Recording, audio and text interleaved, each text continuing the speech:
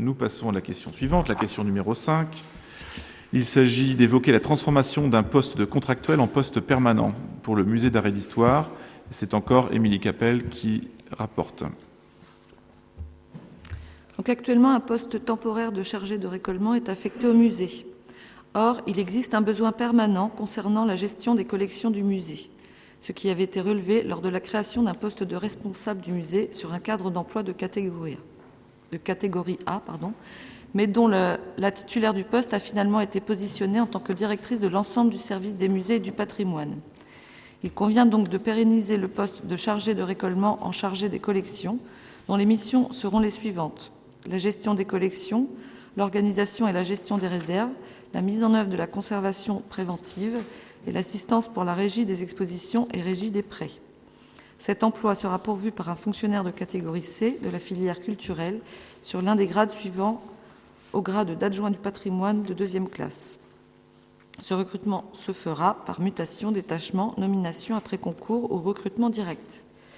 La création de ce poste n'aura pas d'impact immédiat sur la masse salariale puisqu'il existe déjà sous la forme d'un contrat d'accroissement temporaire d'activité. Après examen en commission du personnel, il est proposé au conseil municipal de créer un poste permanent d'adjoint du patrimoine de 2e classe à temps complet à compter du 7 février 2017 et de modifier ainsi le tableau des effectifs. Merci. Y a-t-il des questions ou des remarques, Monsieur Morazin? Oui, nous aurions souhaité avoir l'organigramme du service en question. J'ai aussi une petite question. Effectivement, le travail était important. Il a été, ce poste, renouvelé 2 fois, puisqu'il y avait un travail qui avait été laissé en attente un petit peu. Mais c'est un poste provisoire au départ. Il n'avait pas été question de pérenniser le poste. Effectivement, il y avait un poste pour le récollement qui était provisoire.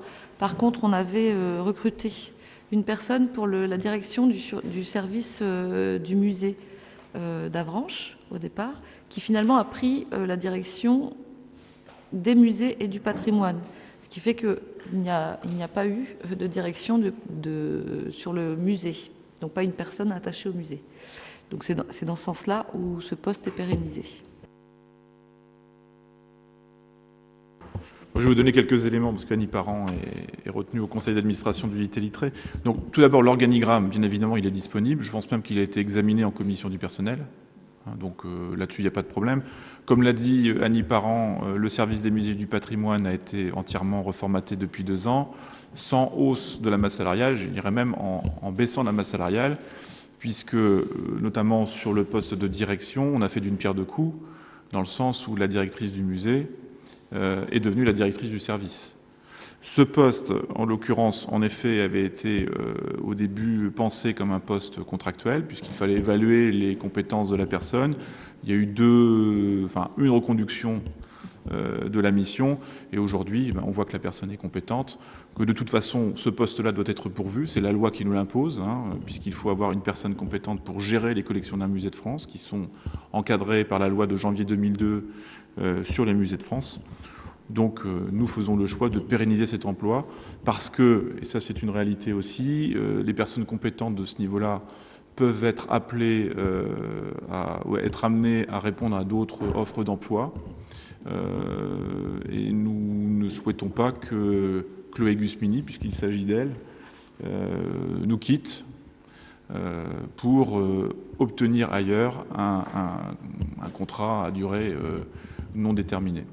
Donc c'est un choix aussi stratégique parce que nous souhaitons garder cette personne.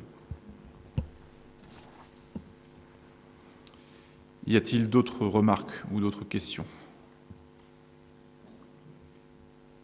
Je ne vois pas de main se lever, donc je mets aux voix cette question numéro 5. Y a-t-il des votes contre? Je n'en vois pas. Des abstentions, donc 6 abstentions.